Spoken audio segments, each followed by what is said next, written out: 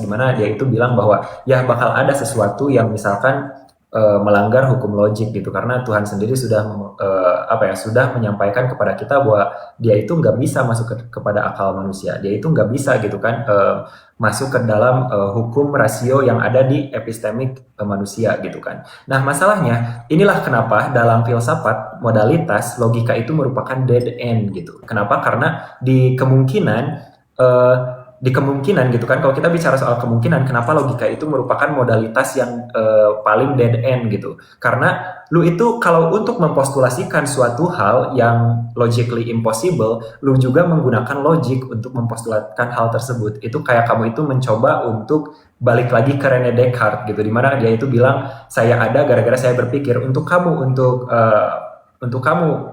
menggugat hal tersebut, kamu harus menggunakan pikiran kamu. Jadi semakin upaya kamu untuk menggugat Rene Descartes, semakin kamu itu membuktikan dia itu benar. Nah, sama halnya dengan logika gitu. Kalau misalkan ada suatu hal yang melanggar hukum logika, melanggar hukum rasio, kamu juga mempostulasikan hal tersebut menggunakan logika dan rasio.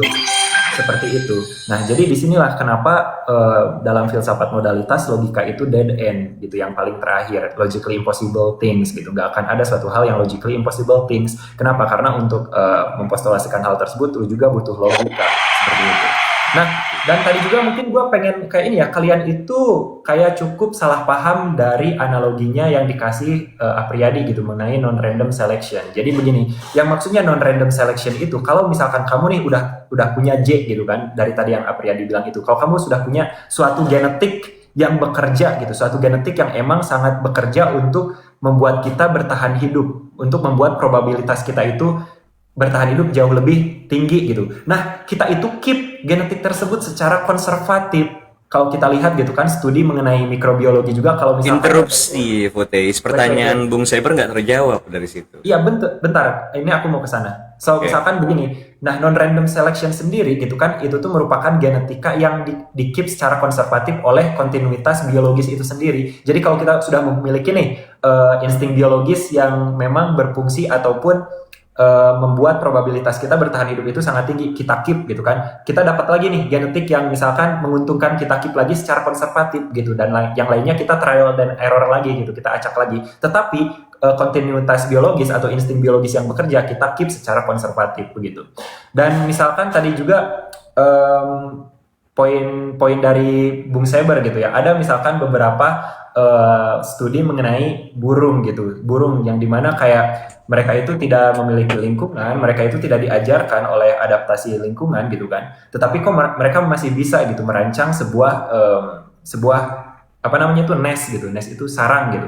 Nah masalahnya, gue itu nggak percaya, gue itu di sini memiliki pandangan di mana bahwa makhluk hidup itu tidak terlahir secara blank slate gitu atau kanvas yang kosong. Kita itu merupakan kontinuitas biologis yang deterministik seperti itu. Jadi misalkan kalau kita nih terlahir sebagai herbivora gitu, kita nggak bisa memaksa tubuh kita untuk menjadi karnivora semacam itu. Kalau kita merupakan makhluk yang memang bergantung untuk survivability-nya tuh merancang sebuah sarang, maka kita juga nggak bisa tuh kayak memfree will-kan diri kita untuk mencari cara lain gitu. Nah jadi gua yang memandang pandangan dunia bahwa makhluk biologis itu merupakan kontinuitas biologis yang deterministik, menurut gua analogi yang dibawakan Bang Seber itu tidak cukup menurut gua untuk membuktikan adanya sebuah penyetir atau fine tuning. Begitu doang dari poin gua. Silakan Apriyadi. 40 detik lagi tuh ya. Nanti gantian di sebelah sini 5 menit Oh, ya udah. waktunya, dibagi porsinya biar Nggak Oke, apa-apa. oke.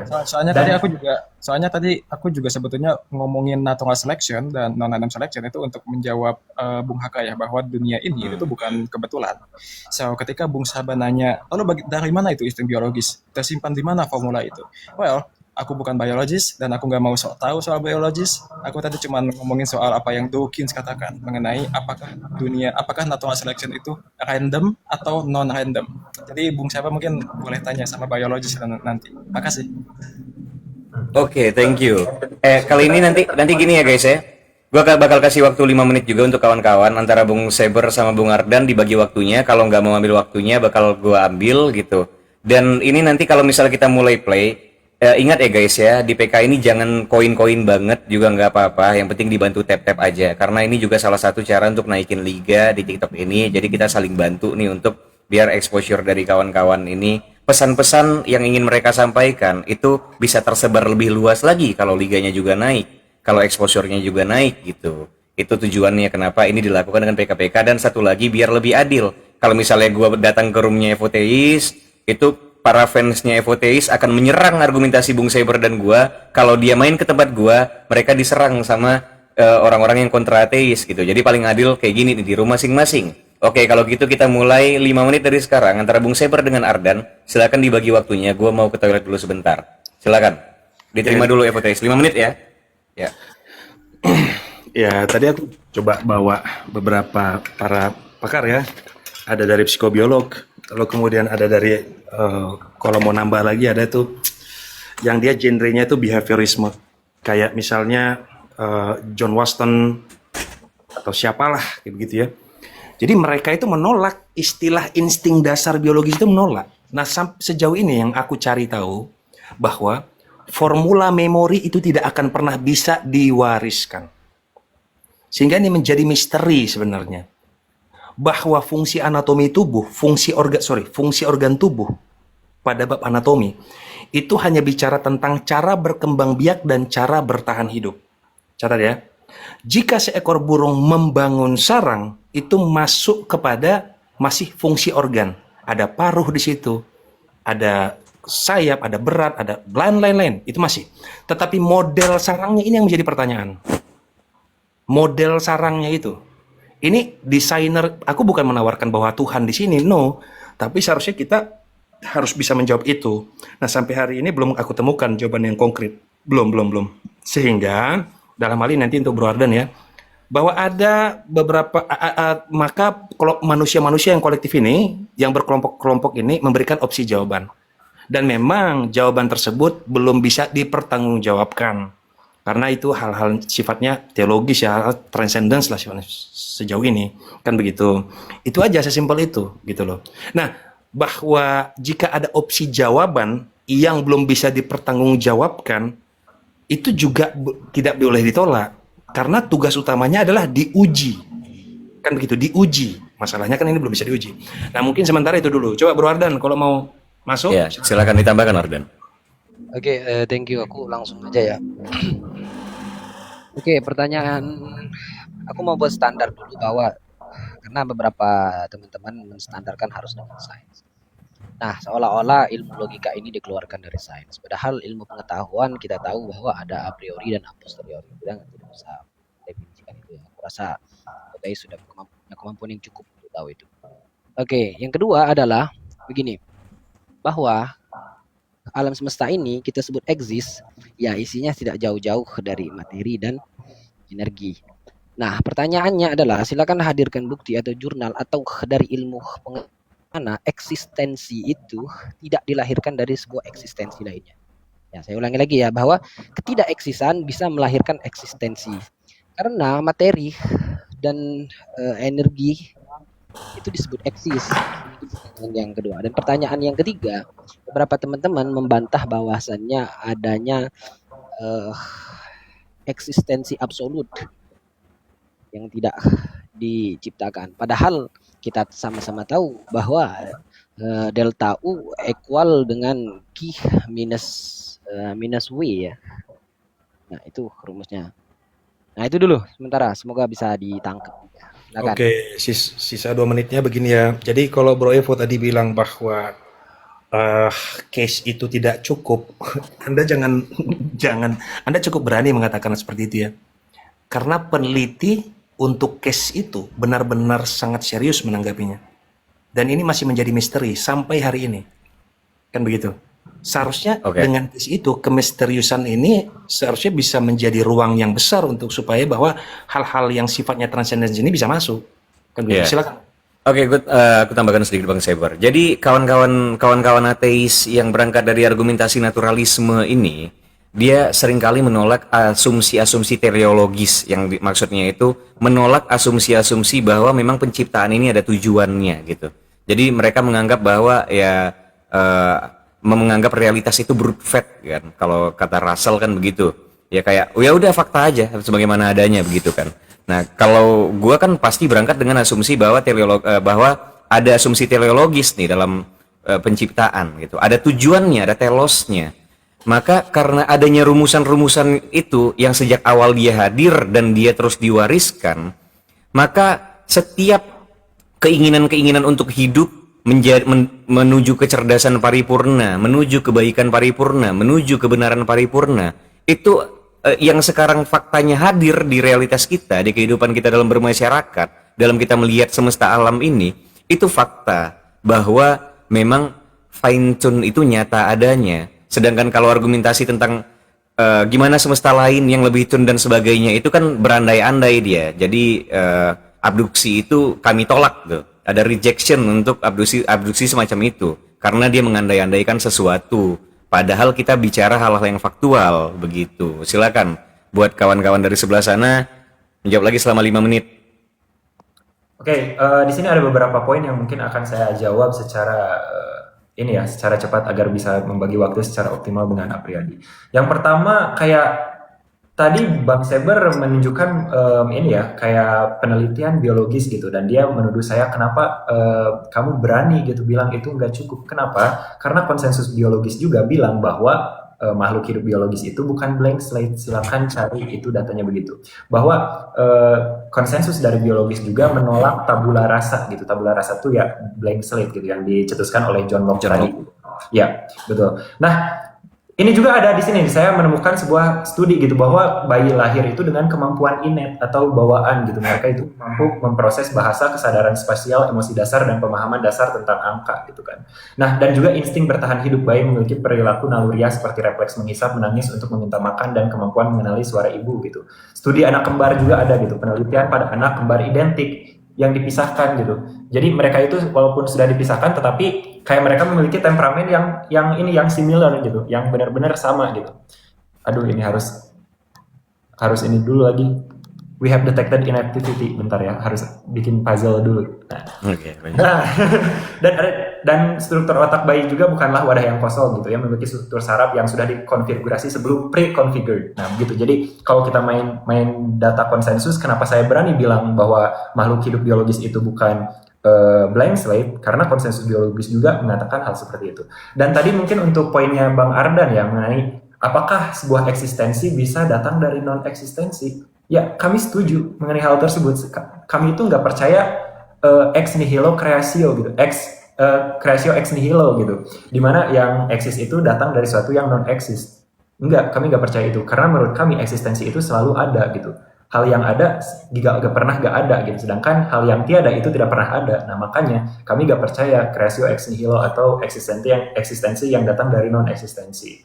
Dan tadi juga Bang Seber sempat mencarikan atau menyajikan poin mengenai misteri gitu kan. Ini di sains ini ada misteri. Nah, mungkin di sini tuh ranah buat suatu hal yang transenden masuk gitu. Nah, masalahnya emang sains juga dari dulu itu mengungkap misteri satu persatu gitu. Nah, masalahnya dari misteri ilmu pengetahuan yang kita punya dalam sejarah manusia, kita itu punya jejak rekam yang sangat kaya bahwa misteri tersebut diungkap oleh penjelasan saintifik, oleh penjelasan yang natural. Sedangkan dari hipotesis teologi sendiri, dari hipotesis yang transenden sendiri, belum pernah mengungkap sebuah misteri gitu. Emang terbukti, oh misteri ini emang adanya dari emang karena ada intervensi dari sebuah entitas yang transenden gitu. Walaupun sekarang sains memiliki misteri gitu kan, untuk apa kita mempostulasikan bahwa misteri yang saat ini juga akan penjelasannya itu non-natural gitu. Karena kan kita sudah punya tuh jejak rekam yang sangat kaya, di mana kayak setiap misteri itu diungkap oleh penjelasan natural. Silakan Apriyadi. Oke, aku mau bilang bahwa aku merasa bahwa kita tuh terjustifikasi, maksudnya kita punya alasan yang baik untuk mengapa kita boleh untuk berandai-andai. Kita boleh untuk berandai-andai untuk menguji pemikiran teman diskusi kita. Misal, ada teman kita yang dia utilitarian.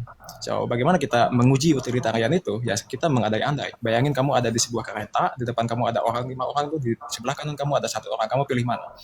So, itu kejadian bahwa kamu ada di kereta, itu gak mungkin terjadi kan, mungkin saja, tapi unlikely untuk terjadi, tapi itu boleh untuk menguji utilitarian kamu gitu. Pertama itu. Kedua, sebetulnya udah banyak dibahas oleh Evo ya. Jadi aku cuma pengen nambahin tadi dikit yang behold fact. Memang ada beberapa filsuf ateistik yang menganggap bahwa semesta ini behold fact, tapi aku tidak menganggap semesta itu behold fact. Aku menganggap semesta itu adalah sebuah necessity. Jadi necessity itu adalah sesuatu yang dia mesti eksis, dia wajib ada gitu loh. Sesuatu yang nggak membutuhkan penjelasan dari keberadaannya. Tapi kalau behold fact itu adalah ngomong sesuatu yang contingency, tapi kita nggak menemukan alasannya kenapa dia ada gitu loh. So I think semesta itu tuh bukan sesuatu yang behold fact, tapi dia itu adalah sebuah necessity. Semesta, it had to be, dia tuh mesti ada gitu. Apalagi ya? Masih ada 30 detik ya. Oke, aku pengen tambahin kepada Bung Sabar tadi. So, ayo, aku bukan biologis, aku nggak tahu dari mana insting biologis itu berasal, tapi ayo kita asumsikan bahwa ada misteri dalam biologi, yaitu insting biologis. So what? Apakah Bung Sabar itu mau menyimpan Tuhan dalam misteri itu? Kalau iya, maka posisi Bung Sabar itu tuh bukan posisi yang aman. Karena ketika nanti di masa depan ilmuwan sudah menemukan penjelasannya, maka Tuhan mesti dicabut dari sana. Oke, makasih ya. Oke, thank you. Tapi nanti ya pas gilirannya udah nyala ya, 5 menit gue bakal mulai bicara lagi. Oke, sebentar. Mana nih? Lo di sana ada opsinya nggak sih, Evoteis, untuk ini ulangnya? Bentar. Udah hilang. Tadi ada Udah bacaan hilang ya? image. Ya, oh ini nih ada di 2 nih. Nah, Oke ya, gue langsung mulai bicara 5 menit ya. Guys, nggak usah koin-koin ya, bantu tap-tap aja. Jadi gini, yang gue bingung sama standing position dari pihak seberang ini sekarang, bicara dari perspektif naturalisme, tapi menolak untuk membahas hal-hal yang sifatnya saintifik. Sedangkan natur dalam naturalisme sendiri itu kan bicara tentang alam. Maka kalau kita mau menafsirkan ada atau tidaknya Tuhan dari naturalisme, kita harus menafsirkan dari bagaimana cara alam bekerja gitu. Nah di sisi lain dari Bung Apriyadi, dia nggak menganggap brute fact tapi necessity gitu kan. Necessity tentang keharusan atau wajib ada, atau kalau bahasa ininya Timur Tengahnya wajibul wujud gitu. Nah ini kan argumentasi yang berangkat dari logika formil nih. Nah tapi saat Bung Ardan menjawab argumentasi-argumentasi itu berdasarkan logika formil ya, juga ditolak gitu. Jadi sebenarnya saya agak kebingungan nih dengan standing position kawan-kawan. Apakah ateis yang disebutkan itu juga cuma sekedar penamaan seperti penamaan Tuhan pada realitas gitu? Jadi makna ateis ini dia menolak pada apa sebenarnya? Karena semua bentuk argumentasi itu ditolak. Itu yang gue jadi agak kebingungan gitu. Tapi silakan Bung Seber dan Bung Ardan dilanjutkan. Oke, aku dulu ya. Ya, silakan. Oke, ini enak karena keduanya saya harap mereka konsistensi di dalam berpikir ya. Bahwa mereka menolak eksistensi yang bersumber dari ketidakeksisan. Artinya eksistensi itu sudah barang pasti bersandar kepada eksistensi yang lainnya. Dan mereka juga menerima eksistensi yang absolut, necessary exist ya namanya. Ya kalau gitu kelar sudah. Ketika kami tidak ingin menyebutnya Tuhan, ya kami menyebutnya korek, menyebutnya rokok. Kita kan bertanya tentang mekanismenya, bahwa mekanismenya adalah eksistensi yang melahirkan eksistensi lainnya. Mau itu disebut Tuhan, mau itu disebut gelas, ya terserah, itu penamaan saja. Tapi pada faktanya, keduanya ini meyakini bahwa eksistensi ini bersumber daripada eksistensi yang lainnya. Bahkan mereka mengaminkan eksistensi absolut. Ya jadi, apa soalnya? Selesai sudah. Kalau mereka konsisten ya, nggak tahu kalau nggak konsisten. Terima kasih, itu aja dulu. Oke, silakan Bung Seber dilanjutkan.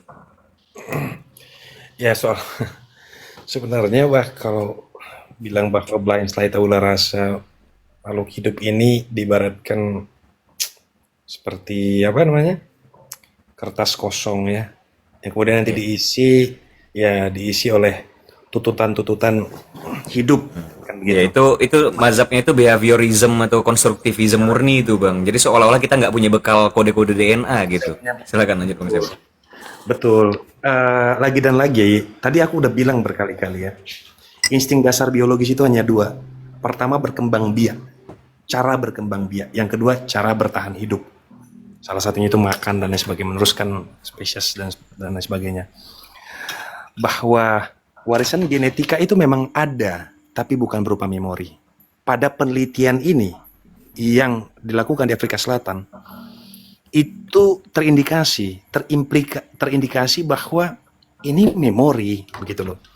Tetapi Di mana tersimpan memori itu? Dan itu belum terjawab, kan begitu. Lagi dan lagi itu belum terjawab. Jadi aku hanya coba ini ya menekankan poin utamaku di mana. Nah, soal brute fact tadi, eh, Bung Apriyadi, bahwa Bung Apriyadi tidak percaya dengan brute fact. Ini brute fact bukan bicara pada kausalitas, tapi justru first causa.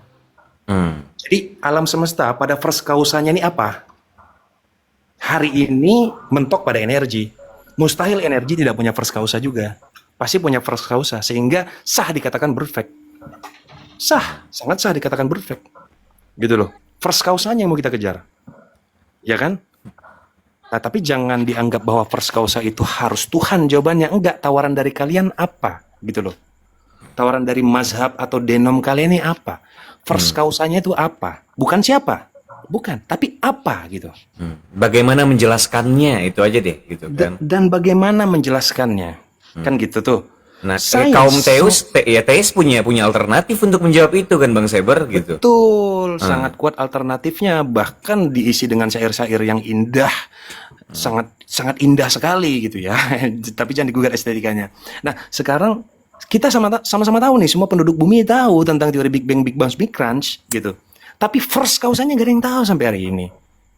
Jadi jangan membawa satu ideologi atau sebuah paham atau sebuah mazhab yang seolah-olah sudah bisa menjawab berbagai misteri itu. Kalau ada misteri yang tersisa, maka tidak boleh ada satu mazhab pun yang absolut kebenarannya. Tidak boleh ada satu mazhab pun yang absolut kebenarannya. Masih probability semuanya. Karena masih ada misteri yang tersisa hari ini. Oke, habis waktunya Bang Saber. Ntar kita kasih kesempatan buat lawan. Ya. Oke, lagi ya 5 menit dimulai dari sekarang guys. Nggak, kalau misalnya gue tahu ini akhir bulan ya kawan-kawan, jangan dipaksakan kasih gift karena jangan sampai stok Indomie-nya sampai akhir bulan habis. Jadi dibantu tap-tap layar aja ya kawan-kawan. Kasih ketawa dulu. Oke, kita mulai ya 5 menit untuk sebelah sana dimulai dari sekarang. Silakan. Ya tadi mungkin aku dari poin Bung Haka dulu ya, kayak misalkan naturalisme gitu kan. Kan kenapa naturalisme tapi kalian itu menolak sains sejak kapan gitu? Begini, jadi naturalisme itu merupakan pandangan bahwa ya alam semesta itu sendiri merupakan konsekuensi dari sekuens fisik gitu kan. Nah, tetapi naturalisme sendiri itu bukan klaim absolutisme gitu. Karena kami bermainnya itu di probabilitas gitu. Given misalkan data yang ada di alam semesta, mana nih yang jauh lebih parsimoni dalam menjelaskan misteri tersebut. Begitu. Karena selama ini yang jauh lebih parsimoni itu jelas hipotesis-hipotesis yang berasal dari pandangan dunia naturalisme. Begitu. Nah, kalau kita pengen, walaupun sekarang ada misteri untuk menjelaskannya oleh suatu hal yang supranatural gitu kan. Nah, kenapa yang naturalisme selalu unggul? Karena kami itu jauh lebih parsimoni tadi gitu. Kami itu tidak perlu komit terhadap eksistensi metafisik yang boros seperti itu. Nah, makanya di filsafat sendiri kita itu bermain di probabilitas gitu kan. Mana yang jauh lebih parsimoni dalam menjelaskan adanya misteri seperti itu. Dan juga tadi mungkin ke poin Bung Ardan gitu mengenai eksistensi gitu. Ya kalau mereka mempercayai bahwa eksistensi itu nggak bisa datang dari non eksistensi, ya udah kelar gitu kan. Nah, dan itu eksistensi yang necessary itu merupakan Tuhan gitu. Nah, di sini saya pengen nanya gitu ke Bung Ardan. Berarti Tuhan sendiri kayak numpang dong terhadap eksistensi ini. Kayak kan jawaban atau postulat seperti ini tuh kayak bilang kayak mengasumsikan bahwa apa ya yang nggak bisa dibantah gitu oleh manusia. Kan dulu saya itu menempelkan Tuhan itu di fenomena alam yang nggak bisa dijelaskan seperti petir gitu. Kita jelaskan dengan Zeus. Kita nggak bisa menjelaskan misalkan bagaimana bumi itu berputar. Oh, kita ke dewa lain. Kita nggak bisa menjelaskan bagaimana matahari bekerja. Oh, dewa lain gitu. Nah, sekarang apa nih yang sudah, kan semuanya sudah terjawab oleh saintifik gitu. Apa nih yang belum bisa dibantah gitu? Oh, keberadaan gitu, eksistensi. Nah, maka kita harus menumpangkan keberadaan Tuhan ke si eksistensi yang absolut tersebut. Nah, ini namanya jasa penitipan eksistensi Tuhan gitu. Kalaupun eksistensi itu jauh lebih, jadi mana yang jauh lebih fundamental gitu, eksistensi atau Tuhan gitu. Kalau si Tuhan sendiri harus numpang ke eksistensi, ya ngapain gitu kan? Berarti eksistensi jauh lebih fundamental daripada Tuhan. Nah, dan juga untuk first causa brute fact, saya akan biarkan Apriyadi menjawab yang ini. Tadi Bung Saber pernah bilang kayak begini, ya gimana gitu kalau di pandangan di mazhab kalian masih penuh misteri gitu kan, berarti pandangan dunia kami, mazhab kami mengenai teisme gitu, itu gak ada misteri sama sekali lah. Sejak kapan gitu mazhab kalian gak memiliki misteri? Kita memiliki misteri bagaimana mekanisme hal yang transenden bisa ikut ambil alih atau menyetir dunia yang temporal. Kita memiliki misteri bagaimana misalkan kalau Tuhan ada, berarti alasan Tuhan ada itu bagaimana? Alasan Tuhan mengenai bagaimana dia itu menginginkan dunia yang seperti ini. Banyak sekali misteri di mazhab kalian, bahkan mungkin bisa jauh lebih banyak gitu. Jadi untuk mengklaim mazhab kalian itu jauh lebih sedikit misterinya, menurut saya gak betul lah. Silakan Apriyadi. Oke, aku harap teman-teman nggak ada yang menyamakan antara naturalisme dengan saintisme. Aku pikir naturalisme itu adalah pandangan yang mengatakan bahwa semua yang ada itu adalah apapun yang alamiah. Ada naturalisme yang dia saintisme, ada naturalisme yang dia non saintisme, ada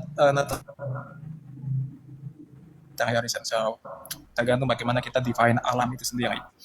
Kedua, aku pengen ngomong bahwa hanya karena aku, misalkan aku nggak mau speak for Evo ya, hanya karena aku menerima necessary existence, necessary being, atau wajib berwujud, sesuatu yang dia tuh mesti ada, nggak boleh nggak ada. Itu tuh bukan berarti kalau aku otomatis menjadi teis, otomatis menjadi percaya sama Tuhan. Karena dalam argumen kosmologis itu, Bang Adan, dalam argumen kosmologis itu tuh para filsuf itu membagi menjadi 2 tahap ya. Tahap pertama, kita tuh berusaha untuk mengestablish adanya wajib berwujud, adanya first cause, adanya ground untuk realitas kita. Barulah di tahap kedua, kita berargumen untuk mengidentifikasi si wajib berwujud ini apa sih, dia tuh siapa sih, dan sebagainya gitu loh. Ada beberapa ateis yang pada tahap pertama, dia menerima argumen kosmologis. Maksudnya, dia menerima necessary existence, seperti William Rowe ya, yang dia menerima argumen kosmologis tahap pertama. Tapi di tahap keduanya, ditolak. Dia menganggap bahwa ada sesuatu yang dia mesti eksis. Tapi apakah sesuatu ini adalah Tuhan teistik yang dia memiliki properti maha kasih, maha kuasa, dan maha tahu? Enggak mesti juga. Aku bisa mengatakan, para filsuf bisa mengatakan bahwa alam ini itu tuh exist necessarily. Jadi kayak, kita bisa berdebat ya, apakah alam semesta ini sendiri kontingen atau necessary. Mungkin aku juga setuju kalau buku, mic, HP itu kontingen.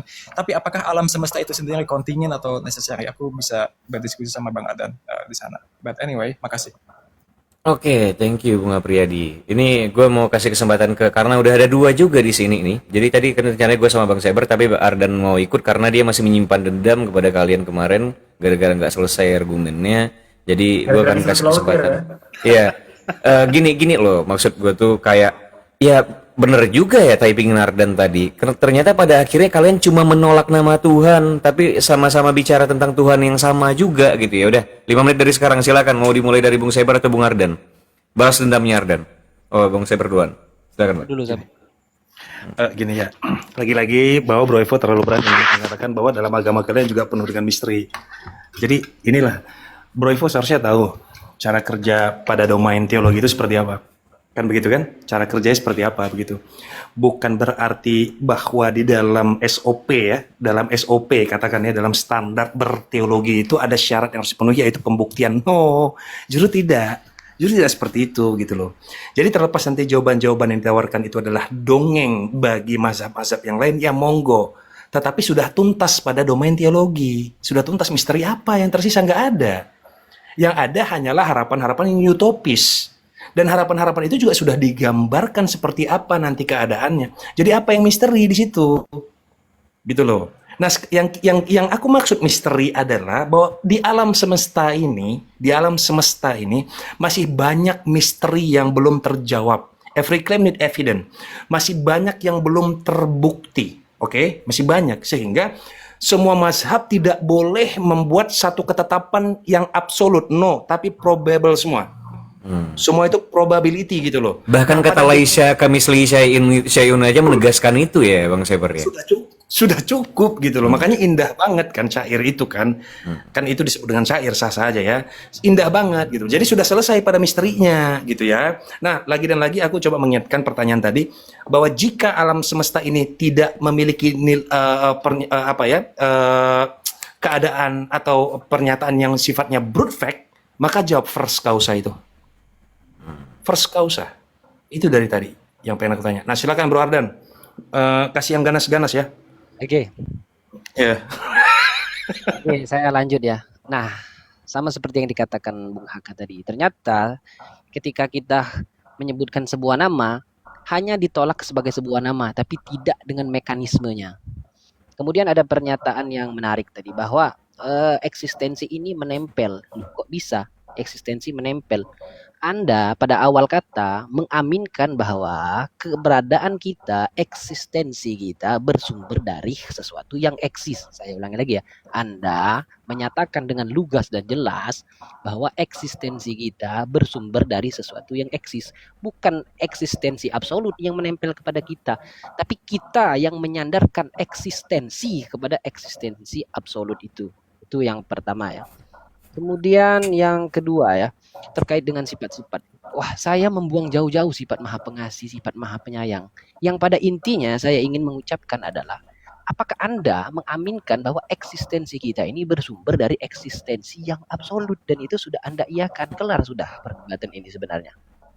Nah, terkait dengan pertanyaan Apri tadi yang katanya mau berdebat terkait dengan alam semesta ini necessary atau contingent, menurut saya pasti contingent, dan itu bisa dijawab dengan satu rumus. Tapi next dulu, silakan. Makanya dari tadi yang gue tangkap ini argumentasi dari kawan-kawan ateis ini sebenarnya kesalahpahaman tentang metode penafsiran ayat-ayat dari kitab-kitab suci masing-masing agama tuh.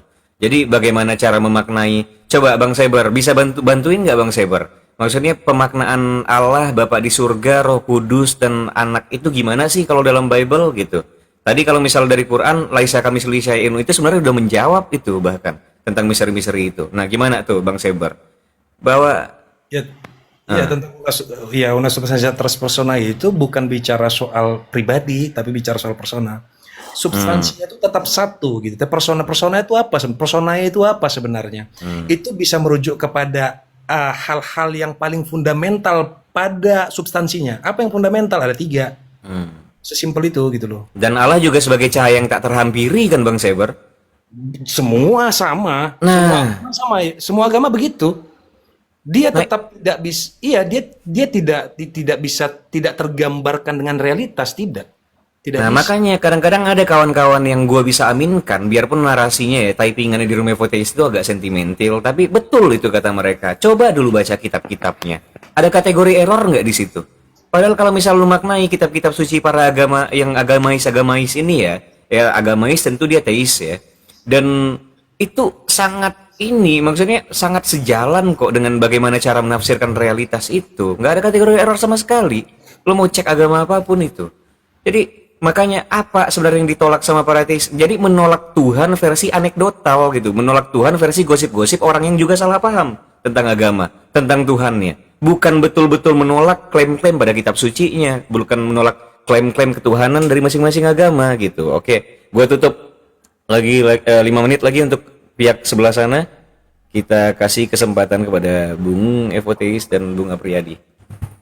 Oke, tadi poin pertama kayak Cyber mengandalkan tentang standar teologi itu bagaimana gitu kan, standar teologi itu bagaimana tanpa dia menjabarkan standar teologi itu sendiri, maka misteri di teologi itu hilang gitu kan, sudah gak ada misteri. Nah ini merupakan klaim sepihak gitu. Pertanyaan seperti kenapa Tuhan itu ada gitu kan, kalau kalian pengen bertanya kenapa adanya eksistensi gitu, kenapa adanya alam semesta gitu, itu kan gak terjelaskan di naturalisme gitu. Ya saya juga bisa bilang kenapa adanya Tuhan gitu kan, kenapa ada Tuhan yang menghendaki alam semesta seperti ini, kenapa ada Tuhan yang versi kalian gitu, kenapa gak ada suatu hal yang gak ada sama sekali gitu, kenapa gak non-existent gitu, kenapa tiba-tiba ada Tuhan. Dan tadi Bang Ardan atau Bang Sebre yang bilang tentang first causa gitu, coba jelaskan apa itu first causa. Kalau misalkan first causa kalian bisa stop gitu di Tuhan, misalkan ya itu Tuhan itu first causa gitu, dimana dia itu nggak perlu kontingensi lagi, dia itu nggak perlu kayak penjelasan jauh lebih lanjut lagi. Ya udah, kita juga stopnya di alam semesta. Ya alam semesta itu first causa itu sendiri, dimana mereka tidak memerlukan alam semestanya penjelasan jauh lebih lanjut lagi, dimana dia tidak perlu kontingensi jauh lebih lanjut lagi. Kalau kalian bisa stop di Tuhan, ya kami juga stop di alam semesta begitu. Dan juga tadi Bung Ardan bilang tentang penolakan terminologi. Oh berarti kawan-kawan ateis ini hanya penolakan terminologi karena mereka sudah menggrant sebuah eksistensi itu harus datang dari eksistensi gitu. Nah masalahnya tadi juga dia bilang seperti ini, eksistensi absolut gitu kan, ada sebuah eksistensi absolut gitu. Nah di sini saya pengen tanya, Tuhan sendiri numpang nggak gitu terhadap eksistensi absolut ini, gitu kan? Mana Oke, yang catat ya, itu pertanyaan kita catat ya. Tuhan numpang nggak yang di jauh lebih fundamental, Tuhan atau eksistensi absolut ini gitu? Kalau Tuhan sendiri kalau Tuhan sendiri numpang ke eksistensi absolut ini, ya berarti yang jauh lebih fundamental itu eksistensi absolut ini gitu, yang eksistensi secara esensial, bukan secara predikat gitu. Nah, dan juga mungkin di situ saja sih. Silakan Bung Apriyadi. Oke, pertama aku pengen bilang bahwa aku menyadari bahwa konsep akan Tuhan, definisi Tuhan itu berbeda-beda ya. Ada teman-teman yang menganggap wah meyakini Tuhan teistik, ada yang meyakini Tuhan deistik, ada yang meyakini Tuhan impersonal, ada yang meyakini Tuhan Sartrean, ada yang meyakini Tuhannya Al-Ghazali dan sebagainya. Pertama itu, aku menyadari hal itu, dan kedua tadi Bung Adan, aku pernah debat sama Bung Kiki dan aku bilang bahwa aku menerima yang ada. Aku menerima bahwa alam semesta ini dia mesti ada, dia nggak boleh nggak ada. So Bang Kiki bilang, oh ya berarti Bung Yadi itu sudah berislam. Kalau misalkan kita mau mendefinisikan Tuhan sebagai alam, Tuhan sebagai ada itu sendiri, dan berislam sebagai, ya aku nggak masalah dengan definisi itu ya. So, oke, aku juga bilang sama Bung Kiki, yes, aku bertuhan, Bung Kiki, kalau misalkan Anda mendefinisikan Tuhan seperti itu. Tapi masalahnya ketika kita dialog, Tuhan itu apa sih? Oke, mungkin aku di sini agak miss dengan teman-teman ya, karena biasanya kita mendefinisikan Tuhan itu ada sesuatu yang dia beyond alam gitu, melampaui alam. Dia itu adalah yang sesuatu yang tidak menepati ruang, tidak menepati waktu, melampaui alam, tidak terikat akan hukum alam dan sebagainya. Dia adalah sosok personal yang melampaui alam semesta. Tuhan seperti itu yang aku tolak. Tapi kalau misalkan teman-teman mendefinisikan Tuhan, Tuhan itu adalah cinta. Oke, berarti saya bertuhan. Atau ada yang lebih ekstrim, Tuhan itu adalah uang. Oh, alhamdulillah saya bertuhan karena saya sangat menyembah uang di sana. Jadi kalau misalkan kita mau bermain soal definisi Tuhan, so yes, aku akan concede kalau aku tuh memang bertuhan. Cuma masalahnya definisi Tuhan yang banyak diomongin oleh para filsuf itu adalah Tuhan personal yang melampaui alam tadi. Terus aku pengen ngomongin soal apa tadi Pak Bung Sabar itu ngomongin soal Berut Fact lagi ya maksudnya. Oh oke, jangan ke Bung Sabar lah, itu Evo. Bung Adan tadi ngomongin soal alam itu alam itu kontingen dan dia bukan sesuatu yang niscaya. Aku ragu akan hal itu. Apa justifikasinya? Kita mengatakan bahwa alam semesta itu adalah sesuatu yang kontingen. Apakah kita jadi gini, teman-teman yang lost, kontingensi itu kontingen itu adalah sesuatu yang dia bisa saja ada, bisa saja tidak ada, dan necessary dia adalah sosok yang mesti ada di semua dunia mungkin. Nah, kalau misalkan kita tuh nggak bisa membayangkan ketiadaan absolut loh. So, coba bayangin ketiadaan absolut seperti apa. Kita nggak bisa membayangin ketiadaan absolut. Nah, dengan ini mungkin insya Allah aku akan sampaikan bahwa karena kita tidak bisa membayangkan ketiadaan absolut, maka aku katakan bahwa keberadaanlah yang fundamental. Alam semesta dia tuh eksis di semua dunia mungkin. And therefore, alam semesta itu tuh necessary, alih-alih kontingent. Makasih ya. Oke, terima kasih Bung Apriyadi ateis yang barusan mengucapkan insya Allah.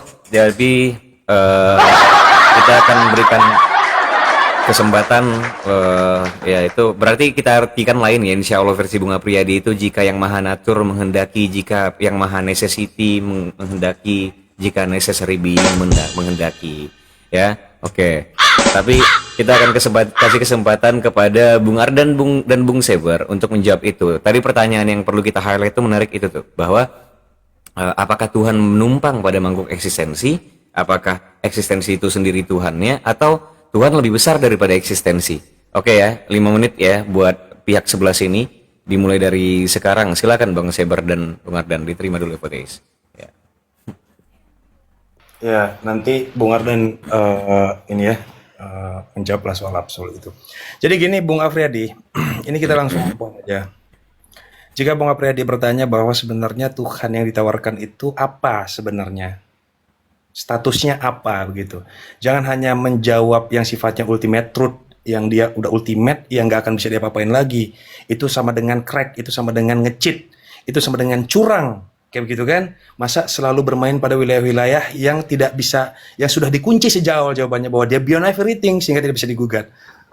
Aku akan menawarkan fakta Tuhan. Oke? Tapi pada mazhab yang berbeda. Bahwa dari semua kitab suci, keluarga besar turunan dari pada Abrahamik, Yahudi itu ada Nevi'im, Ketuvim, Pentateuch, Tanakh, dan Torah itu, sampai kepada Perjanjian Baru, yang New Testament, sampai kepada Al-Quran, maka secara fakta Tuhan itu adalah ruang. Tuhan itu ruang. Jangan salah ya, Bang, dalam mitologi Yunani juga Titan pertama itu, Bang, itu Uranus loh. Uranos itu langit loh. Langit itu ruang. Itu juga Betul. bahkan. Silakan lanjutkan Bang siapa? Iya. Betul. Dan silahkan hadirkan ayat suci yang bertentangan. Hadirkan ayat dalam kitab suci. Ini pada klaim teologi ya. Yang bertentangan bahwa Tuhan adalah ruang. Yang menentang itu. Tetapi jika mau menghadirkan ayat-ayat yang menekankan bahwa sebenarnya Tuhan itu apa sih? Tuhan itu ruang. Banyak sekali. Mau yang mana? Silahkan. Mau Torah, mau Evangelion, Ya. Tadi atau gini mau ya, Quran. kasih bantuan nih Bang. Di mitologi Yunani Uranos. Di Quran itu walam yakulau kufuwan ahad itu juga tidak membantah itu. Terus Kolose 1:19 di Bible juga tidak membantah itu. Jadi memang argumen terkuat saat ini dimiliki, argumen ketuhanan yang paling kuat itu dimiliki oleh Bung Seber. Science pun tidak membantah itu. Karena Betul sekali. karena jika singularitas itu besar potensinya dia juga menempati ruang. Karena kalau dia tidak hadir, ya kalau singularitas tidak hadir, ya gimana caranya mau diterima gitu. Jadi argumentasi Bung Seber saat ini yang terkuat Iya. gitu. Oke, Begini, silakan oke, ditambahkan. Aku tambahin Bung singkat Ardan. ya. Aku Ya. tambahin singkat aja bahwa ya begini, simple ya. Bahwa laisa kami syai'un, dia tidak serupa dengan apapun. Dia serupa dengan ruang. Ruang itu punya dua status dan dia bisa digugat ya. Dia punya dua status apa? Ada. Dia statusnya ada. Apa itu? Adanya jarak, kecepatan dikali waktu sama dengan jarak. Kenapa jarak bisa tercipta? Karena ada ruang. Lalu dia tidak ada. Bayangkan tidak ada. Kenapa? Karena dia tidak memenuhi syarat sebagai materi. Tidak Malah memenuhi syarat sebagai ada yang butuh gelombang. dia ya, Bang. Ada yang butuh dia sebagai syarat. Ada yang butuh dia. Nah, tidak ada sesuatu yang bisa eksis tanpa dia. Sehingga isyarat-isyarat dalam kitab suci sebenarnya mengarahkan ke sana. Cuman saya sebagai Al-Mukarram Syekh Sabar rahimahullah karramallahu wajhah akan memberikan jawaban yang tegas dan padat kepada peradaban hari ini ya, bahwa Tuhan adalah ruang. Mau apa? Mau apa? Silakan digugat itu. Silakan Bung Ardan. Dan Bang, gimana kalau menjawab tentang berasumsi? Emangnya ruang berkehendak? Kasih paham, Jelas Bang. dong. Jelas banget dong. Kita tahu bahwa ada yang disebut dengan energi kuantum vakum kan? Bahwa seperti loop pada saat situasi masih the void itu memang there is no energy in there, there's no gravitation in there, bahkan energi gelap juga tidak eksis di situ, tapi ada letupan-letupan dan loncatan-loncatan energi yang akhirnya bermanifestasi menjadi apa? Terlepas dia partikel ataupun gelombang. Berarti menjadi indikasi awal bahwa sebenarnya yang menginjak energi pertama kali, pertanyaan terbesar di alam semesta adalah ruang. Ruang. Catat ya. Fado. Ruang. Fado. Ya. Oke, silakan Bung Ardan. Nanti Ayo, ada silakan Bung Ardan. Ngamuk dia Silakan. lagi nanti. Iya. Oke, saya izin korupsi ya, izin korupsi. Oke, saya mau menjawab pertanyaan pertama. Apakah Tuhan menumpang pada eksistensi absolut itu? Pertanyaannya ya. Betul ya, Bos? Iya. Lagi betul nggak? Apakah Betul. Tuhan menumpang Itu pertanyaannya. Iya. Oke, Eksistensi saya absolut. menerjemahkan- Ya, saya menerjemahkannya bukan menumpang atau tidak menumpang, tapi eksistensi absolut itu sendiri adalah Tuhan. Gak usah. Terserah mau Anda sebut apa, bahkan mau Anda sebut gelas pun nggak apa-apa. Mau Anda sebut korek pun juga nggak apa-apa. Nah, pertanyaannya berarti itu ada dualitas dong, Bung Ardan. Berarti hal-hal yang buruk kan juga hadir nih dalam eksistensi absolut. Berarti Tuhan juga buruk dong kalau begitu konsekuensinya. Wah, itu ya nggak apa-apa itu untuk diucapkan kalau masalah buruk. Saya hanya ingin menegaskan bahwa bagaimana mekanismenya, bukan bagaimana penamaannya. Ya bisa disebut eksistensi absolut, kausa, Tuhan, silahkan pada penamaan. Tapi mekanismenya adalah eksistensi absolut ini, Tuhan ini, kausa ini melahirkan eksistensi yang lainnya. Itu jawaban saya ya. Dan saya rasa itu juga nggak akan dibantah bahwa eksistensi absolut ini melahirkan eksistensi lainnya. Karena kita posisi contingent, bukan necessary. Oke. Sedangkan eksistensi Siap. absolut adalah necessary. Lah aku Oke, jawab thank you. 1 detik. Ada yang ini jawab yang apa tadi pertanyaan si Apri tadi ya tentang ruang segala macam. Loh, itu udah jelas bahwa volume ketika diucapkan oleh Apri sama dengan 0. Time juga sama dengan 0. Itu aja sih. Oke, thank you. Kesempatan pihak seberang ya. 5 menit dimulai dari sekarang. Silakan diterima dulu. Evoteis, Oke, sebentar ya. mengenai definisi mengenai Tuhan itu adalah ruang gitu kan. Tapi nanti saya ke poin Bang Ardan, Tuhan itu adalah ruang. Ruang juga kan secara relativitas bisa melengkung gitu kan. Jadi secara teori Einstein sendiri ruang itu secara relatif terimpact oleh massa gitu, oleh gravitasi gitu kan. Berarti Tuhan juga bisa melengkung gitu kan, terefek terhadap gravitasi sendiri gitu. Dan kalau Tuhan itu ruang, berarti kan ruang itu suatu hal yang natural dong. Berarti Abang Cyber pengen bilang ya Tuhan itu natural gitu. Kenapa ruang tersebut disebut natural? Kenapa? Karena space time sendiri, ruang dan waktu itu merupakan konsep dari hipotesis yang natural gitu. Kenapa misalkan penjelasan yang dari hipotesis yang mendapatkan predictive power itu merupakan penjelasan eksklusif terhadap hipotesis tersebut. Kenapa? Misalkan begini, kalau kamu merupakan proponen pertama gitu yang menyajikan hipotesis pertama, yang dimana hipotesis kamu itu bisa menyajikan sebuah prediksi baru gitu, merupakan memiliki explanatory power dan juga predictive power gitu. Nah, berarti penjelasan yang ada di hipotesis kamu itu eksklusif memiliki hipotesis kamu, gak bisa gitu kayak pandangan dunia lain atau hipotesis lain mencuri penjelasan dari hipotesis yang memiliki explanatory dan predictive power, itu gak bisa. Nah, ruang dan waktu itu datang dari hipotesis yang ada di ranah naturalistik. Berarti kalau misalkan Bang Cyber pengen bilang Tuhan itu adalah ruang, berarti Bang Cyber seperti bilang Tuhan itu natural gitu, yang bisa melengkung, yang bisa terefekkan oleh gravitasi gitu, oleh misalkan massa dan juga matter seperti itu. Dan juga tadi misalkan untuk Bang Ardan bahwa eksistensi itu first cause gitu kan, eksistensi absolut itu first cause gitu. Nah, yang saya tolak tuh kenapa kita menempelkan terminologi Tuhan gitu.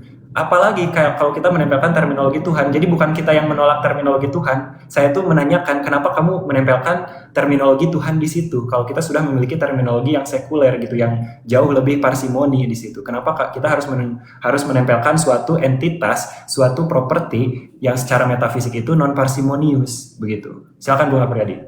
Oke, Bung Seba, jujur saja saya tidak punya bantahan sama Bung Seba kalau misalkan Abang mengatakan bahwa Tuhan itu adalah ruang. Karena aku mengakui bahwa ada ruang itu. Tidak ada satupun manusia kecuali orang gila yang mendinai, yang membantah adanya ruang. Cuman akan timbul masalah baru kalau misalkan kita mendefinisikan Tuhan sebagai ruang, sebagai space. Karena tadi Epo sudah menyinggung bahwa space is natural, itu tuh natural kind. Kedua, teori Big Bang mengatakan bahwa ruang itu mengembang. Apakah kita mau mengatakan bahwa Big Bang membuat Tuhan mengembang?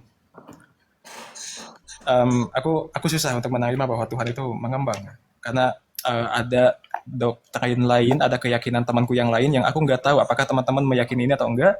Tapi temanku ini mengatakan bahwa Tuhan itu changeless, nggak berubah. Kenapa? Karena sesuatu yang berubah itu tuh tidak sempurna. Masalahnya, ruang mengembang, ruang di bend, di bend tuh naon sih bahasa Indonesia aja? Melengkung, dilengkungkan oleh gravitasi gitu. Nah, ketika ruang yang kita definisikan sebagai Tuhan itu tuh mengembang dan melengkung, itu ada perubahan kan di dalam ruang itu. So, itu bukan konsep Tuhan yang diterima oleh temanku dong, ya, bahwa Tuhan itu nggak boleh berubah, karena sesuatu yang berubah itu tuh adalah sesuatu yang tidak sempurna. Jadi, poin utama aku itu ya, aku sama sekali tidak bisa membantah Abang, kalau misalkan Abang mengatakan bahwa Tuhan itu adalah space, Tuhan itu adalah ruang. Tapi, aku melihat ada beberapa masalah ketika kita mendefinisikan Tuhan sebagai yang ruang. Not to mention, aku nggak, sepertinya Abang juga sama ya. Abang tidak meminta sesuatu sama ruang. Abang tidak berdoa pada ruang. Abang tidak meminta kehidupan yang lebih baik pada space. No. Abang meminta Tuhan. No. Aku nggak mau berlebihan. Tapi anyway, makasih ya semuanya. Udah. Ya, dan ada 40 detik lagi ya. Kayak misalkan kalau kita itu butuh ruang gitu untuk let's say memiliki comfort emosional gitu. Dimana ya hidup gua jauh lebih bermakna gitu. Kalau misalkan kita menganggap si ruang ini Tuhan gitu. Kalau misalkan tiba-tiba gua kepilih jadi presiden gitu. I meant to be presiden gitu. Gara-gara Tuhan ruang ini gitu. Kalau misalkan kita butuh nih sebagai grown ass man gitu kan. Sebagai pria dewasa gitu. Untuk adanya Tuhan ruang itu sebagai emotional babysitter ya, I think that's just personal gitu, itu hanya preferensi personal. So, but thank you. Oke, kita sepakati dulu ya, FPTIs. Mungkin kawan-kawan masih pada ada kegiatan besok atau mau istirahat. Kita sepakati mau selesai jam berapa nih? 12.30 ya? Aku udah ngantuk by the way. Oke. Atau 12.15 ya? 12.15 atau terakhir ini ya? 5 menit terakhir. Ya? Pacaku ngambek. Oh iya, jadi 15 ya. Oke, 12.15 kita selesai ya. 12.15 kita bakal tutup ini, tapi Bang Cyber udah marah banget ini di sini dia typing R-nya ada 10. Dia marah banget karena dia akan membantah semua argumen kalian. Jadi kita kasih kesempatan 5 menit kepada Bung Saber. Kalau mau disubsidikan ke Ardan boleh, kalau mau diambil semua juga boleh, karena Ardan tidak ditanggapi oleh pihak lawan. Yang ditanggapi justru argumen Bang Saber. Jadi 5 menit untuk Bang Saber. Silahkan tuangkan kemarahannya dari sekarang. Silahkan Bang Saber. Ya makasih. Ini Gus Saber nih udah marah banget ya, serius banget nih. Gini ya teman-teman ya, bilang ruang melengkung. Jadi bahkan benda jatuh dari atas ke bawah itu udah dijelaskan dengan 3 cara. Ada hukum, prinsip, dan teori. Hukumnya apa? Gravitasi. Kenapa nggak disebut dengan teori gravitasi? Prinsipnya apa? Bisa Archimedes. Teorinya apa? Relativitas. Kenapa nggak disebut dengan hukum relativitas? Ada yang bilang ruang melengkung. Lalu kemudian ada yang bilang bahwa gravitasi menarik dari atas ke bawah. Ada yang bilang bahwa dari atas itu didorong dari atas ke bawah. Dan semua itu dimungkinkan. Catat ya, itu satu. Yang kedua, bahwa ruang mengembang. Sejauh ini statusnya, bahwa kenapa ruang itu diasumsikan mengembang, ada perubahan jarak dari satu materi kepada materi yang lain. Catat ya, ada perubahan jarak dari satu materi kepada materi yang lain. Contohnya jarak dari galaksi Bima Sakti kepada Andromeda, semakin jauh dan lain sebagainya. Tetapi catat teman-teman, kalau bicara tentang teori Big Bang, lagi dan lagi, ini Pak Hawking saja berada di jalan buntu. Hawking berada di jalan buntu sehingga dia ngeles. Dia bilang apa? Ngapain kamu tanya di mana utara pada saat kamu berada di utara? Itu ngeles guys, berada di jalan buntu. Bahwa titik padat super panas supermasif itu sebelum dia mengembang, dia sudah punya ordinat. Catat, dia sudah eksis. Apakah bisa sesuatu eksis tanpa ruang? Maka sains pada saat berada di jalan buntu itu, dia cuma jawab apa? Singular. Hukum-hukum yang kita kenal batal di sana. Itu sudah diakui ya. Hukum-hukum yang kita kenal batal di sana. Itu satu. Yang kedua, Tuhan itu omnipresent, jelas ruang omnipresent pada alam makro bahkan sampai alam kuantum. Dia memang betul-betul eksis. Kan begitu. Apakah berruang kepada ruang? Nah, catat. Bahwa ruang ini, ruang yang menaungi berbagai jenis materi dan gelombang ini yang sangat luar biasa, dia bisa menampung, bahkan energi juga bisa menampung, maka dalam pandangan teologi dimungkinkan bahwa ruang akan memberikan sesuatu, misalnya yang hanya ada pada dimensi ketiga. Kelak dalam klaim teologi, ruang akan menghadirkan sesuatu yang baru lagi, yang kita tahu di mana bahwa the power of space ini luar biasa. The power of space ini luar biasa. Sehingga kenapa kita menutup kemungkinan bahwa akan ada fasilitas di ruang-ruang yang lain. Oke.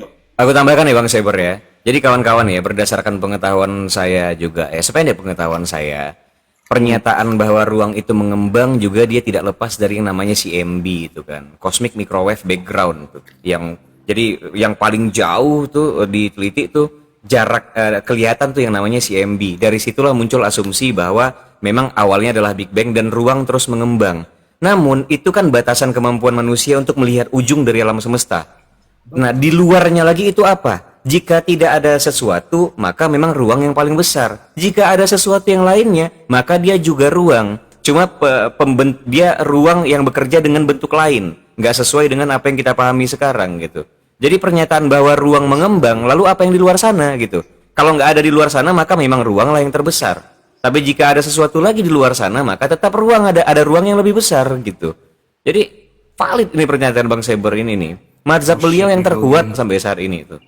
Gitu. Silakan dilanjutkan Bang Saber. Iya, jadi Oh iya. silakan saudaraku. Korupsi. Oke. Kita sampai pada kesepakatan ya. Saya berterima kasih kepada Bung Apri dan Bung Epo juga akhirnya bersepakat bahwa eksistensi itu bersandar kepada eksistensi yang absolut. Nah, terima kasih itu. Saya juga tidak peduli sih kepada namanya. Saya tidak peduli dengan nama-nama yang disebutkan. Tapi saya ucapkan terima kasih. Kemudian, kenapa saya berani kalau Bung Saber menganggap Tuhan itu sebagai ruang, saya ingin menganggap Tuhan itu sebagai energi. Nah, energi itu melahirkan materi lainnya yang ada di alam semesta ini. Tapi kan energi menumpang di ruang, Bung Ardan. Nah, sebentar dulu, nanti saya lanjut dulu. Berdasarkan kepada persamaan, ya tentu kita tahu E equal MC square. Nah, kenapa saya sangat percaya bahwa energi itu sebagai eksistensi absolut, ya berdasarkan dengan hukum termodinamika 2 palingan. delta U equal Q minus W. Selesai sudah. Apa yang nggak bisa dijawab? Kan teman-teman mengejar di dalam ranah science. Logika bukan sains, anggaplah saja ya. Padahal logika juga termasuk sains. Sekarang kita kejar di dunia fisika pun nggak bisa dibantah. Gitu. Oke, setelah ini tektokan aja ya guys ya. Jadi karena tadi memang dimulai dari pihak kontra, baru di sini Bang Saber masuk. Jadi setelah ini kita nggak bakal hitung-hitung waktu 5 menit lagi. Sampai ke 12.15 kita bakal udahin obrolan ini. Jadi bakal kita tutup. Tapi Bang Saber juga kalau mau ngobrol santai Bang. Kayaknya aku di sini sampai jam 2-an sih live-nya. Jadi ya udah silakan dilanjutkan dulu tuh. Dari Arden kayaknya dari tadi gugatannya nggak terjawab deh. Oke, silakan. Ditektokan aja lagi, nggak usah Nggak ada room debat. nggak ada ini waktu, nggak ada waktu dulu Bang. Lanjut ngobrol-ngobrol aja. Bang Ardan kayak tadi misalkan bilang bahwa aku udah kedengeran kan? Oke, Bang Ardan tadi bilang bahwa ya kita menggrand gitu, ada eksistensi gitu kan? Ya karena kenapa kita menggrand? Karena ya nggak pernah ada non eksistensi itu nggak pernah eksis. Nah di situ kita menggrand maka akan ada absolut eksistensi di situ. Tapi untuk menempelkan terminologi seperti Tuhan di situ, nah di situ yang menurut saya itu non parsimonius gitu. Kenapa? Karena kita sudah memiliki terminologi untuk itu. Bentar Kenapa? lu menempelkan kata Tuhan, bro. Bro, menurut bro Tuhan itu apa sih, bro? Enggak, kalau kita mau bilang nih, kan begini, begini kritik saya dari tadi itu, kayak definisi gitu kan, definisi dari Tuhan sendiri yang disajikan dari pihak sebelah itu kayak, aduh apa ya nih yang belum kita bisa bantah gitu kan, dulu bahwa Zeus gitu yang mengendalikan petir itu sudah terbantah oleh sains, yang mengendalikan bumi sudah terbantah oleh sains, yang mengendalikan matahari sudah terbantah, apa nih yang belum bisa dibantah? Oh, keberadaan absolut dan juga ruang gitu. Nah, ayolah kita tempel Tuhan di situ karena belum ada nih yang bisa mereview hal tersebut. Bisa Seperti itu. interupsi nggak ini? Bisa interupsi nggak? Pertama, saya tidak menyebutnya sebagai Tuhan. Saya memberikan semua pilihan kepada Anda untuk bebas menyebutnya. Tapi kita sama-sama mengaminkan bahwa eksistensi absolut itu sebagai sebuah sumber dari eksistensi lainnya. Yes or no? Ya, terus dari situ apa yang tidak kompatibel dengan ateisme di situ? Ya udah selesai sudah. Iya, yang tidak Karena- kompatibel dengan posisi kami apa di situ? Apa yang tidak kompatibel dengan Kan yang tidak dengan Anda posisi setujui kami? itu sebagai Tuhan. Sekarang buang jauh-jauh Tuhan itu, buang jauh-jauh. Ketika saya sebut sebagai eksistensi yang absolut, setuju atau tidak? Iya, terus apa yang tidak kompatibel di situ dari posisi ateisme ataupun naturalis? Apa yang tidak kompatibel? Sekarang saya lanjut.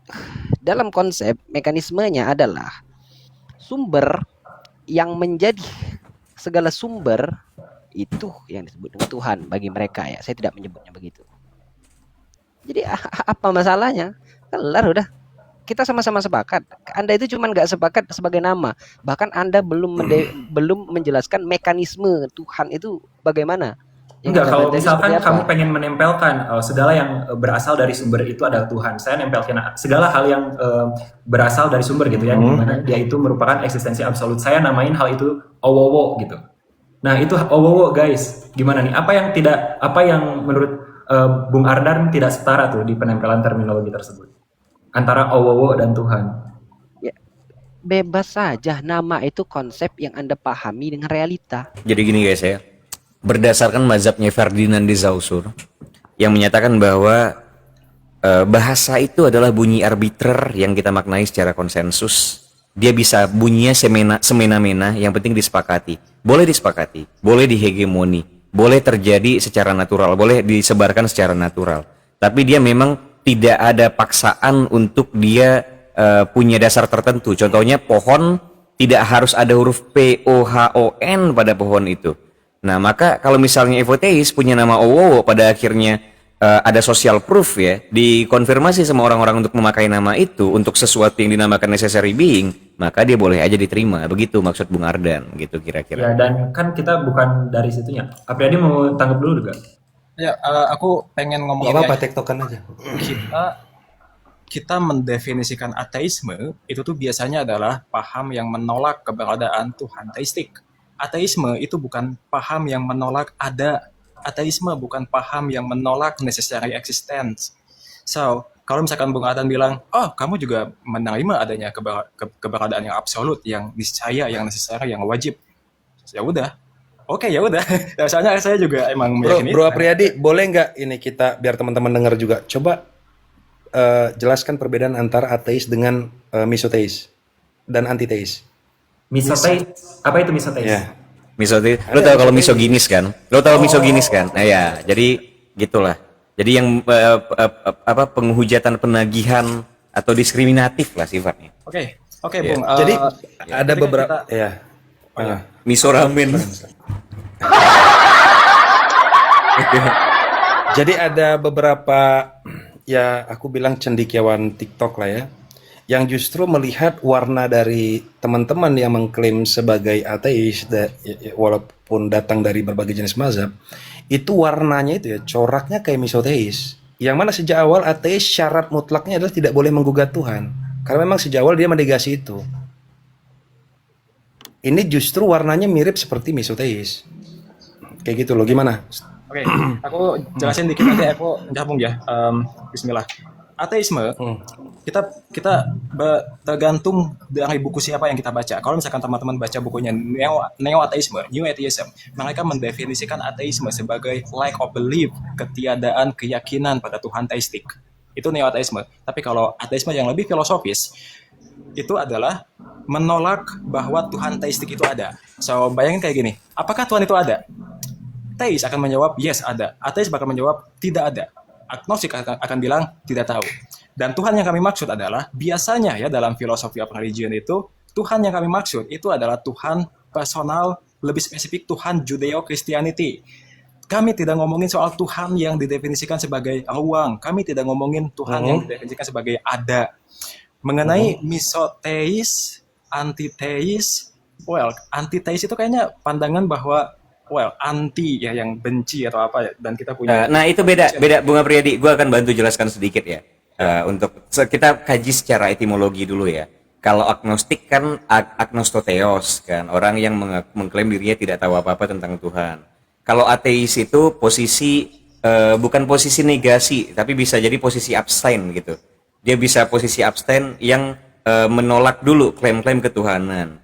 Antiteis dia menegaskan bahwa Tuhan tidak ada. Misoteis ini sebenarnya frasa baru ya. Kita juga kemarin dengar dari Bang Ster sebenarnya, kata dia kan kayak misoginis, itu benci terhadap gender tertentu. Misoteis ini benci terhadap klaim-klaim ketuhanan. Jadi kerjaannya ngata-ngatain Tuhan gitu. Mana Tuhanmu? Coba buktikan Tuhanmu. Tuhanmu tidak ada. Itu yang misoteis itu. Gitu kira-kira ya guys ya.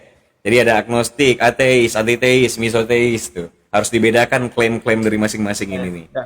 Dan yang pengen aku tekankan itu ya bahwa teos itu didefinisikan sebagai Tuhan teistik ya. Iya. Tapi kami nggak menolak ada, kami nggak menolak necessary existent. Khususnya aku nggak menolak necessary wajib berwujud. Makasih. Ya. Oke. Kami Tapi juga menolak sosok ya, menolak ini ya. Tapi sebenarnya guys dari argumen-argumennya Evoteis tadi, Evoteis itu menurut gua beragama sekali tahu, Islami sekali. Alhamdulillah Evoteis ya. Iya, sangat-sangat beragama dia. Iya. Sangat-sangat Wah ini beragama. kalian bahaya, ini kalian merusak reputasi dia sebagai ateis ini. Sangat-sangat beragama sekali tuh, memang. Oke, saya lanjut ya, saya jawab. Saya lanjut dulu yang tadi ya. jokes milenial guys, biasa jokes milenial harus kita tanggepin. Itu kan. Nah, Puji tadi Tuhan. saya Alhamdulillah. ya, Ya lanjut. tadi saya mendengar kalimat-kalimat yang menarik. Ada wajibul wujud. Loh itu tambah patah lagi karena rujuknya nanti marjinya ya, wajibul wujud itu ya merujuk kepada sang pencipta yang dalam agama Islam itu disebut dengan Allah. Artinya sebenarnya yang Enggak teman-teman dong. tolak itu bukan eksistensinya tapi Tuh. konsepnya saja, penggambarannya Tuhan, saja. Tuhan dalam Islam bukan wajib wujud, kan wahdatul wujud. Nah, kalian berdua aja tuh mengenai definisi Tuhan sudah gelut gitu. Silakan kalian berdebat aja tuh mengenai Guys, definisi Tuhan. maafin Bung Adam dan Bung Sabah, aku izin turun dulu ya. Bung Haka, makasih Ya, banget. Siap, respect Apriyadi, good luck Apriyadi buat konten. Nanti ini dong ke mampir-mampir kita bantu ini saling-saling promoin buat kontennya Apriyadi juga. Karena Apriyadi ini keren-keren guys, dia mengundang filsuf-filsuf internasional loh untuk berdiskusi. Ya dan juga guys, tolong Oke. ini ya agak spam komennya Ustadz Nurudin tuh, dicariin Apriyadi. Ya dicariin Apriyadi itu, kejar tuh Ustadz Nurudin tuh ditantang debat sama Apriyadi. Ini banyak sekali teis yang ducking Apriyadi ya, yang menghindar dari Pak Ustadz Apriyadi. lagi sibuk. Pak Ustadz Nurdin lagi sibuk jadi Ya aku abisnya gimana mau ini? Ya Apriyadi juga pertegas dong sikapnya. Kalau Apriyadi ternyata lebih bertuhan dari yang dia gugat itu kan ngeri juga. Ini standing positionnya gimana ini gitu? Ya Tuhan kami ruang sekarang ruangisme, no ateisme, ruangisme. Guys, penutup aku udah menghubungi kontak biasanya Don Titan. Jadi doain ya teman-teman yang di sana, doain Donditan? supaya Bung Cyber bisa hubungin Ko Dondi itu? Kenapa tuh mau ngapain nama Donditan, Bung? saya mau dialog soal kepada Donditan, Bung. Saya mau dialog mengenai Islam dan ateisme. Kenapa Donditan menerima Islam? Ya ampun, kenapa yang masih Ustadz prematur gitu loh dipanggil gitu? Kenapa enggak ini loh? Spesial gitu, lebih asik. Soalnya saya sudah menghubungi Felix Xiao. Kalau Menachem Ali mau nggak? Menachem boleh. Serius? Serius, sumpah. Demi Allah, mau. Demi Allah.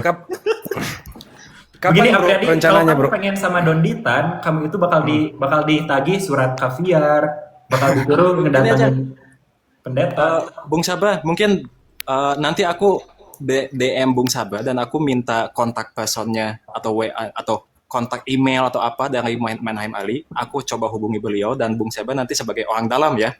Tolong sampaikan Bro, kepada tapi Menachem di Ali. Jakarta kan? Sorry, ini virtual ya? Enggak, iya dia Ya, bisa kita Zoom. masuk. Live juga lebih bagus lagi dong. Ya. Oke, narasumbernya offline. siapa? Ngomongin lokasi mending di DM menurut aku.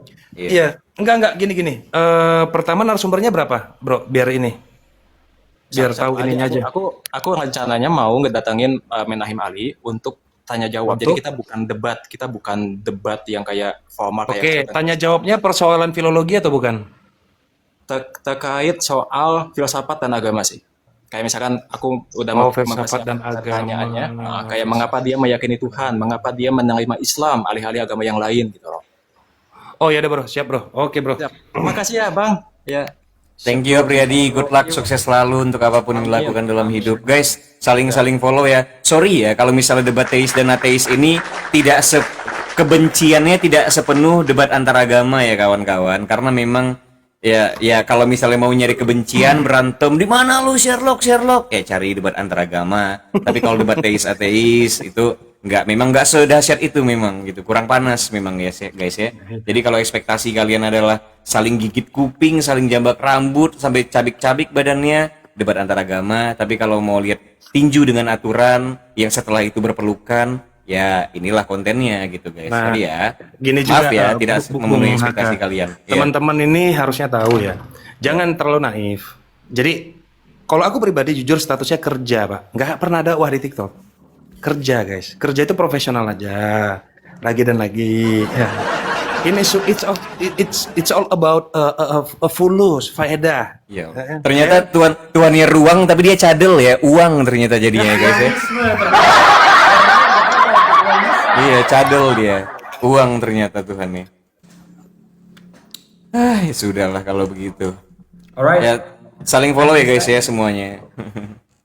Udah aku follow Iya, Bang Apriyadi iya. ya. Ya buat dari tadi gue baca banyak juga tuh komen-komen hate di roomnya FOTIS. Enggak, FOTIS ini sebenarnya ini tahu agamai sekali, tahu bertuhan sekali dia. Lihat ini nih. Iya, itu kan cuma dia secara atribut doang dia nggak bertuhan, tapi secara perilaku, secara bagaimana dia mengatur emosinya, cara dia menanggapi orang lain, dia bertuhan ini guys. Dia Iya, cuma bentar lu. ya silakan. Ini Anda FOTS menggunakan atribut-atribut Kristen nih.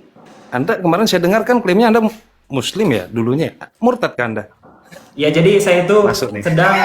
sedang melindungi diri dari sebuah legalitas gitu ya. Nah, jadi atribut Kristiani dan juga KTP saya Islam tuh. Jadi full proteksi itu di situ harusnya. Ini artinya ini bukan nilai toleransi melainkan cara bertahan dari ancaman-ancaman tingkat nasional gitu maksud Anda? Yes. Betul. Oh, oke. Oke, kalau gitu abis ini kita kembali ke rumah masing-masing. Kita lanjutkan perdebatan antara Bung Cyber yang menyatakan bahwa Tuhan adalah ruang, Ardan menyatakan Tuhan adalah energi. Ini nggak tuntas nih. Ini ada konflik antar mazhab ternyata di dalam sini guys. Biarpun tadi payung besarnya adalah di sini teis, di sana ateis. Ternyata dalam teis juga ada perdebatan antar mazhabnya, mazhab energi dengan mazhab ruang. Mari, oke, thank you for teis ya. Good luck terus, lanjut terus, sebarkan pengetahuan sebanyak mungkin. Jangan pedulikan bacot-bacot yang kasar-kasar itu karena mereka cuma iri, mereka nggak punya kemampuan eksplanasi sebaik lo, nggak punya pengetahuan seluas lo, mereka cuma iri doang. Lanjutkan apapun yang pengen lo sampaikan. Closing Oke. statement juga, kayak aku respect Iya. terhadap Bung Haka gitu yang sudah kayak Soy. menjalin gitu kan ruang diskursus itu selalu berjalan gitu kan. Nah, kalau walaupun gitu kan ada momen-momen di mana Bung Haka itu selalu digugat kalau sejak jadi juri gitu. Tapi menurut saya kayak siapa lagi gitu di circle TikTok ini yang mampu gitu untuk kayak memposisikan sebagai juri walaupun dia itu dalam beberapa mosi sudah jelas gitu tidak setuju ataupun pro terhadap sesuatu, tapi dia tetap netral gitu dengan kemampuannya. Tapi tetap aja gitu ada yang ada yang julid gitu terhadap penilaiannya. Nah, Nggak apa-apa, di situ itu bagian aku part of the journey. respect ya. Kayak dia itu juga sabar pengen menampung kayak yang protes terhadap dia gitu. Kalau aku ada di posisi itu, aku udah turunin itu gitu kan.